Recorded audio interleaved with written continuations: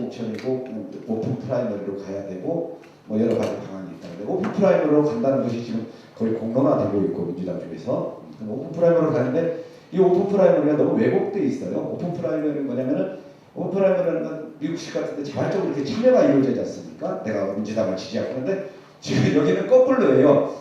그 종이로 당원을 모집하는 거죠. 예, 종이로 당원하다 보니까 자발적 참여가 아니라 억지로 와서 참여하는데 그러니까 오픈 프라이머리의 본래 의도가 완전히 그 적용이 안 되고 있죠. 거꾸로 가서 사정하는 거예요. 한 장만 써주라. 이렇게 해서 왔다. 과연 한국에서 오픈 프라이머리 이 문제를 어떻게 갖고 갈 것인가?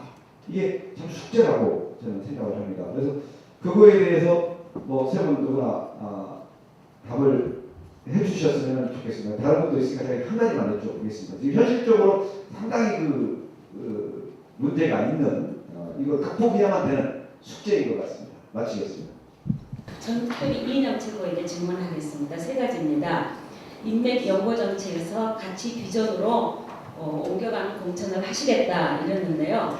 구체적인 예로 FTA, 검찰, 재벌개혁, 복지 이런 얘기를 드셨습니다. 근데 지금 출마하는 사람들은 여기에서 이런 질문할 때 뭐가 정답인지 다 잘 알고 있습니다. 이런 것들을 어떻게 가려내실 건지 하는 거 하고 그 다음에 제가 굉장히 죄송하지만 한 분이 예를 들겠습니다. 그분하고는 저는 사람이 있는 게 아니고요. 공개된 비밀이기 때문에 전라남도 지금 그 도지사께서는 4대강에 찬성하셨습니다. 공개적으로. 그럼에도 불구하고 당선 가능이라는 명분 때문에 민주당에서는 공천을 주셨습니다. 이런 사례가 나올 때 민주당은 어떤 선택을 하실 것인지 하는 질문이고요. 그 다음에는 모바일 투표에 대해서 국민 경선에 대해서 굉장히 기대를 하고 선거법 개정을 원하시는데 현 지구당 위원장들이 모바일 투표로 지역구에서 경선을 한다면 이거는 우리의 절호의 기회다 이렇게 생각하신다고 하는 점에 대해서 아까 질문하신 거하고 같은 맥락입니다. 지금 선거법 개정에서 그것이 만능이라는 얘기하고 계시는데 이거야말로 약자와 정치 시민에 경쟁하기에는 제일 불리한 그 구도라는 생각이 들고 이유는 너무나 잘 아실 것입니다. 뭐 시의원, 구의원, 그 동작을 다 통해서 얼마든지 다 이미 받아놨고 받을 수 있는 가능성. 그다음에 세 번째는 사회적 약자를 전략공천하라고 김희정 교수께서 얘기하시는데 말이 좋아 그렇지 한나라당은 전략공천을 꽤 합니다. 지난번 18대도 강남 3개구에 거의가 전략공천을 했습니다. 그런데 민주당은 내부의 정치 문화 때문에 이제 전략공천이 쉽지 않습니다. 이걸 이번에 구체적으로 어떤 기준에 의해서 어떤 방법으로 전략공천을 하실 것인지 질문드리고 싶습니다. 국민참여 경선에서 완전 개방형 경선은 지금 장하진 선생님께서 말씀하신 대로 완전 개방형의 경우에 인지도가 높은 사람이 제일 유리하고 이미 정치권에서 기득권을 확보하고 있는 사람이 가장 유리할 거라고 봅니다. 또 모집형이나 신청형의 국민참여 경선은 돈이 많고 조직이 튼튼한 사람이 제일 유리합니다. 저도 한 몇천 명 이렇게 모집해 본 적도 있고 합니다만 사실상 정치 신인이나 여성이나 또는 노동자 출신이나 이런 분들이 모집 국민참여 경선에 선거인단을 모집한다는 것은 지금 기존의 지역위원장들에 비하면 거의 힘을 못 쓸 거라고 생각합니다.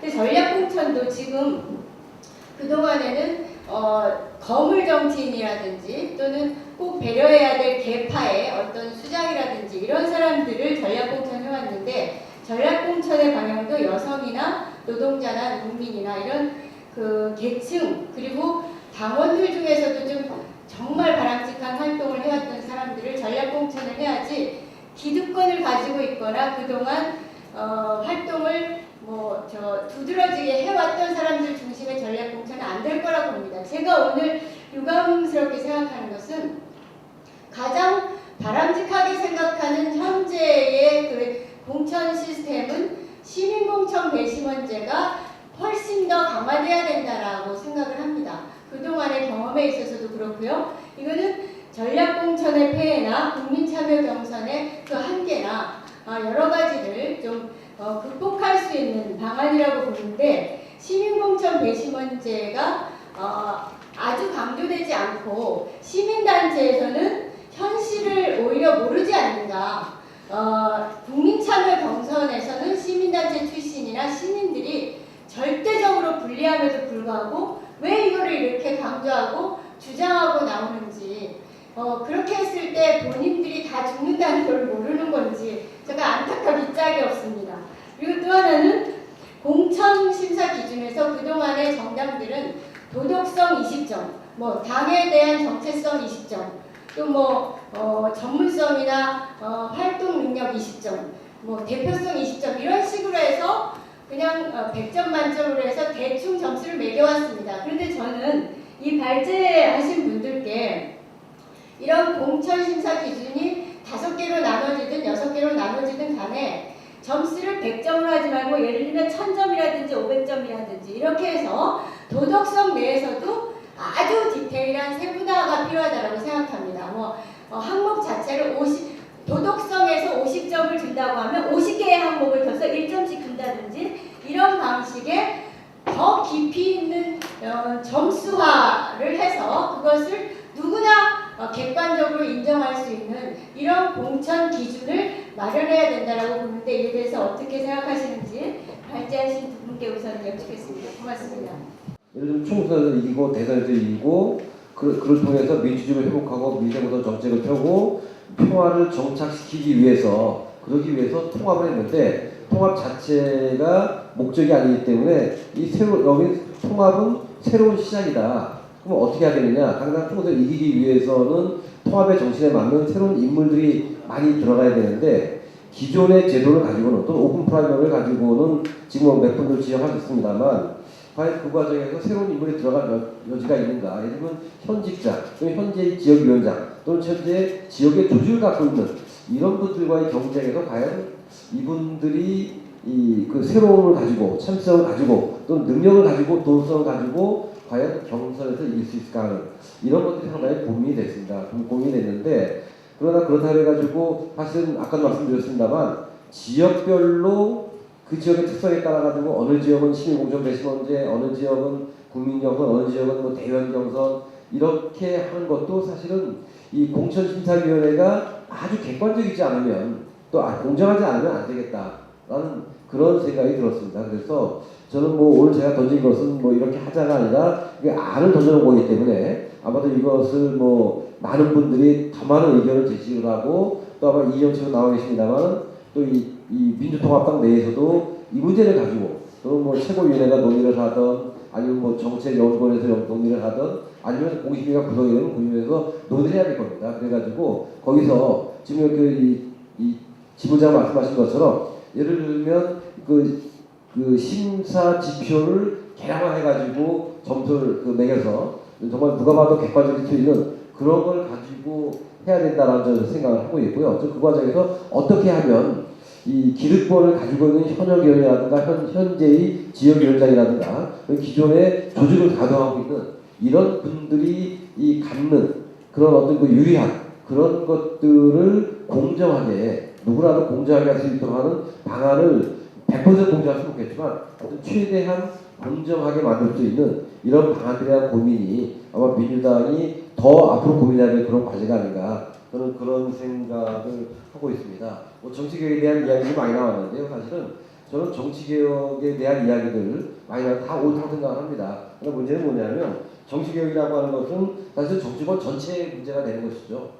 그러나 공천이라고 하는 각 정당의 의지를 가지고 갖는 그런 부분이기 때문에 또 당장 지금 현재 각 정당들이 정치개혁을 논의하기보다는 당장 4월 선거를 앞두고 공천 어떻게 하느냐가 각 정당들이 총력 관심사가 돼 있고 현재 가장 발등에 보이게 되어 있는 거기 때문에 저는 공천의 문제는 일단 제기를 해서 공천심사가 구성되는 대로 이 문제에 대한 어떤 고민들 또 이 문제에 대한 다양한 의견들 이런 것들을 모아가지고 어떤 누구라도 수긍할 수 있는 그런 객관적인 심사 개량화 지수 이런 걸 만들어내서 공개적으로 투명하게 공정하게 이 공천 심사가 이루어질 수 있도록 그래서 그걸 통해서 보다 많은 새로운 정치인들이 또는 이 통합과 이 혁신의 정신에 맞는 이런 분들이 공천을 받을 수 있는 뭐 그런 계기가 되었으면 좋겠다라는 이런 생각을 갖고 오늘 그 작성을 했는데 아마 오늘 주신 의견들이 다 뭐 제가 생각했던 것과 같은 의견이라고 생각이 됩니다. A라는 지역에서 출마했다 그래서 A라는 지역만을 대표한다 그러면은 우리나라고 그때까지 약간 그런 생각 해봅니다. 그래서 그건 제가 의견이 조금 달라요. 조 선생님하고 의견은 조금 달리합니다. 예를 들면 미국과 같이 상하원 선거가 있어가지고 상원의원의 경우에 주를 대표하게 되어 있는 경우에 분명히 상원의원의 경우에는 각 주를 대표하도록 되어 있습니다. 이럴 경우에 지역이라고 하는 것이 대표되어야 할 하나의 이익이라고 제가 생각할 수가 있는데 우리나라 같은 경우에 지역구 투표에 있어서 지역구가 대표되어야 하나의 이익인가요? 제가 조금 의견을 달리하고 있습니다. 그다음 또 하나 이제 잠깐 아까 이 의원님이 17대 때 국민 경선을 했는데 사실 신인이 많이 당선됐다. 아까 잠깐 이제 심상정 대표님도 62% 불가하게 됐다 얘기하셨는데 그거는 된 거는 맞지만 그게 국민 경선을 통해서 된 것이 아니고 잠깐 말씀드렸지만 열린우리당의 경우에 35%만 경선했었고 한나라당 6.6% 경선했거든요. 그러니까 그거는 다른 부분에서 이제 새로운 사람이 공천된 것이지 국민 경선으로 신인이 당선된다는 것은 제가 가진 자료, 제가 알고 있는 한도에서 조금 차이가 있는 것 같습니다. 아까 이제 양 의원님 아까 조금 굉장히 상세화된 공천의 기준이 필요하죠. 물론 동의합니다. 제가 이제 이게 상황시 공천에만 초점을 맞췄기 때문에 공천심사위원회에 대한 얘기는 안 했는데 저는 공천심사위원회가 지금 우리나라 경우에 12명, 13명 이렇게 공천심사위원회 구성되는데 이거보다는 공천심사위원회가 50명, 100명 이렇게 공심위 자체 숫자가 굉장히 많아져야 되고 또 거기에서 굉장히 아주 세분화된 기준이 필요하다고 생각합니다. 그게 이제 관료제의 기본적인 목표고요. 마지막으로 우리나라 경우에서 공천에서 가장 큰 문제는 선거랑 연결시켜 나갈 때 가장 큰 문제는 결국은 선거가 인물 중심의 선거가 이루어지고 인물이 이제 국회의원 선거에 가장 초점이 되기 때문에 많은 부작용이 생기지 않나 이렇게 생각을 합니다. 그래서 민주주의가 안정된 나라들의 경우에는 정당 중심으로 이루어지기 때문에 사실은 인물의 경우에 초점이 덜 맞춰지고 그러다 보니까 인물 간의 경쟁이 조금 더 줄어들고 정책 위주의 어떤 선거 경쟁이 이루어지지 않을까 생각이 듭니다. 근데 한국의 경우에는 아까 심 의원님도 얘기하셨지만 정당들이 영국의 정당도 보수당 노동당 경우에는 1901년에 창당됐고요. 보수당 경우에는 19세기 말 중에 창당됐기 때문에 100년, 200년 된 정당들인데 우리나라 경우에는 지금 한나라당 오늘 아침 보니까 당명 바꾼다 그러고요. 계속 지금 민주당 계속 당명 바뀌고 있고요.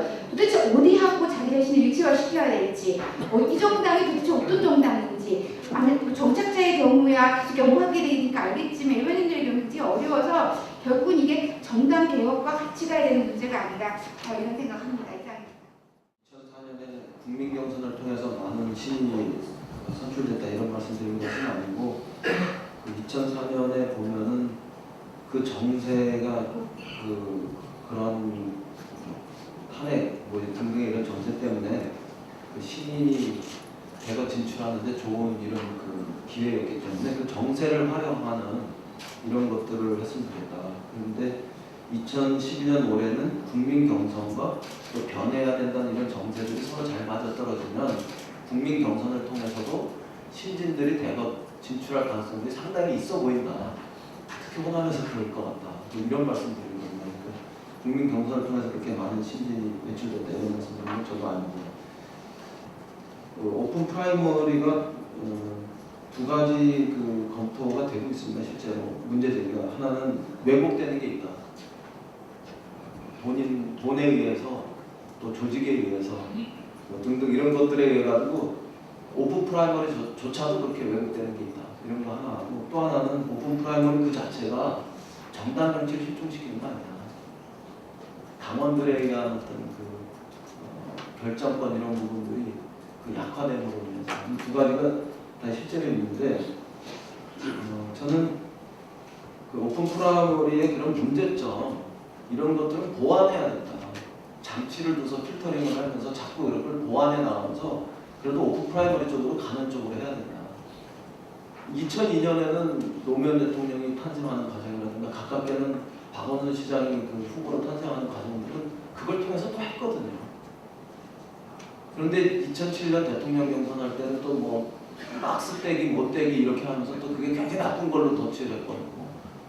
어떻게 하면은 좋은 거고 어떻게 하면 나쁜 건데 제가 그냥 추상적으로 말씀드리면 좋은 전체적으로 좋은 방향으로 가자 이렇게 하는 거고 거기서 나타나는 부작용들을 제도적인 혹은 뭐 시스템적인 장치를 통해서 부정적인 작용 요소들을 줄여나가면서 그렇게 좀 보완해서 발전시켜 나가는 게 이게 맞는 방향 아니냐 이런 거고 특히 정당 정치와 관련해서도 저는 근대적인 정당의 관점에서 놓고 보면 정당 정치가 약화되는 것일지 모르지만 현대적인 정당 정치의 측면에서 놓고 보면 새로워지는 이런 정당 정치의 문제로 이걸 볼 수도 있다고 생각합니다. 오픈 프라이머리뿐만 아니라 SNS도 마찬가지라고 생각합니다. 그러니까 근대는 우리가 가지지 못했던 그런 정당 정치 시스템이고 지금 현대 정당 정치 시스템으로 이걸 우리가 봐야 되고 그런 면에서는 정치 문명의 교체기 이런 측면으로까지도 우리가 좀 적극적으로 해석하면서 이렇게 볼 영역들이 있다 이제 그런 거를 얘기하고 싶은데 가셨기 때문에 정당론, 조직 노선 이런 걸 가지고 근본적으로 사실은 이 문제는 좀 논쟁을 해야 할 문제들이 있다. 저는 그렇게 봅니다. 그런 면에서는 민주당 같은 경우가 굉장히 전근대적인 정당이라고 욕을 먹지만 프라이머리를 채택하는 데라든가 SNS 이런 부분들을 도입하는 거라든가 이런 것들은 어떤 면에서는 격세적으로 현대 정당으로 먼저 갈 수 있는 이런 가능성이 좀 있다고 저는 생각합니다.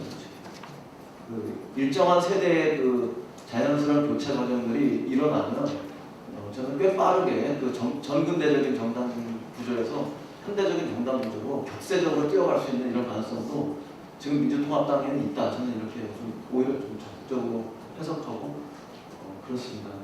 그 다음에 이제 굉장히 작은 주제가 아니라 이게 굉장히 날카로운 주제인데 뭐라고 대답하기 쉽지 않은데 그러나 불가역적인 문제들이 있다고 생각합니다. 예전에 그런 부분들로 전혀 하지 않았기 때문에 그런 것이 공천의 어떤 기준이나 잣대로 전혀 작용하지 않았었는데 이제는 뭐 미리 정답을 싸갖고 와가지고 대답을 하더라도 그렇게 불가역적으로 이렇게 돌아갈 수 없는 이런 부분들은 상당히 강화되는 거다. 그런 면에서는 굉장히 긍정적으로 봐야 된다고 생각합니다. 저는 전체적으로는 되돌아갈 수 없는 이런 부분들에서는 우리가 크게 형성하고 간다. 전체적인 문화에서는 좋아진다 이런 측면에서 좀 더 긍정적으로 보고 있고 모바일 투표는 뭐 아까 말씀드렸던 것으로 좀 대신했으면 좋겠습니다. 현역 위원장들이 그 역시도 유리할 수도 있지만 그래도 이것이 그냥 단순하게 현장 투표하는 것보다는 확실히 줄여내는 것이면 틀림없거든요. 그런 점들을 봐야 될 것 같고 사회적 약자에 대해서 전략 공천하는 문제는 저는 여전히 전략 공천의 유의미성은 유지해야 된다고 생각합니다. 민주당 같은 경우는 노동자 출신, 농민 출신 국회의원이 지난 10년 동안 하나도 없었다. 이런 건 저는 정말 치명적이었다고 생각합니다. 그래서 그런 부분들과 관련해서 비례의 문제든 아니면 지역의 문제든 전략 공천 이런 부분들이 예를 들면 더 있어야 된다고 생각하는데 그러나 전체적인 추세는 전략 공천 이런 부분들보다는 이렇게 국민 경선 이런 추세로 이렇게 전반적으로 이렇게 가는 방향이 맞지 않겠는가 그렇게 생각하고 있고. 근데 이제 더 이상 이제 1인 정당 코스나 혹은 비선출직 단기구에 의한 공천은 이제 더 이상 할 수가 없게 되었잖아요. 그만큼 우리 사회가 민주화되었고 정당 또한 민주화라고 하는 큰 흐름에서 예외는 아니라고 봅니다. 그렇기 때문에 이 정당 민주화의 관점에서 이제 공천 제도를 개혁함에 있어서 가장 큰 문제가 이제 금방 선생님께서 지적해 주신 동원의 문제입니다. 근데 여기서 이제 제가 좀 역설적인 예를 하나 들어볼게요. 제가 네쿰나의 발기위원입니다. 발기인입니다. 그런데 지난 민주통합당 경선에서 네쿰나 발 문자 메시지를 몇 통을 받았어요. 선거인단에 참여해서 투표해 주세요. 이건 동원 아닙니까? 동원이죠, 그죠? 정당이 동원이죠. 권유든 뭐 종이 쪽지를 내미는 것이든 혹은 문자를 보내는 것이든 정당은 유권자들을 동원하는 조직인가? 유권자들을 동원해내지 못하는 조직은 정당은 정당일 수가 없고 정당임을 포기해야 된다. 근데 여기서 이제 딜레마가 생기는 거죠. 국민 참여 경선을 하면 현역이 유리하게 동원돼서 아주 유리해진다는 거죠. 그러니까 동원을 무조건 기피해서는 안 된다고 생각해요. 4.1 총선에서 우리가 승리하기 위해서도 우리는 더 많은 유권자들을 동원해내야 된다. 특히 그 민주통합당이든 통합진보당이든 더 많은 유권자들을 동원해내야 되는데 첫 번째는 불법적인 동원을 하지 않는다는 거죠. 근데 이제 게임의 룰을 만들어낼 때 현역에게 유리할 수밖에 없는 것은 모든 제도가 가지는 공통적인 특성입니다. 현재 그러니까 지구상에 존재하고 있는 모든 제도는 승자에게 항상 그러니까 기득권을 가지고 있는 현재 기득권에게 유리한 제도일 수밖에 없습니다. 단지 우리가 노력할 수 있는 건 그 기득권을 최소화시키는 제도의 디자인을 향해서 노력할 수 있는 것뿐인데요. 예를 들어서 그 참여 경선 이전에 당 지도부에서 만약에 그 소수의 당 지도부가 공천권을 행사한다면 더 좋은 결과가 나올 수 있을까요? 그러니까 오히려 점점 기득권이 약화되는 방향의 끝자락에 사실은 국민 참여 경선이 놓여 있다. 그렇다면 그러니까 여기서 현역 의원의 그 기득권 유리한 기득권을 어떻게 통제할 수 있겠느냐라고 하면 통제하는 방법은 없고 도전자들이 열심히 동원해내는 수밖에 없다. 그게 그렇습니다. 제가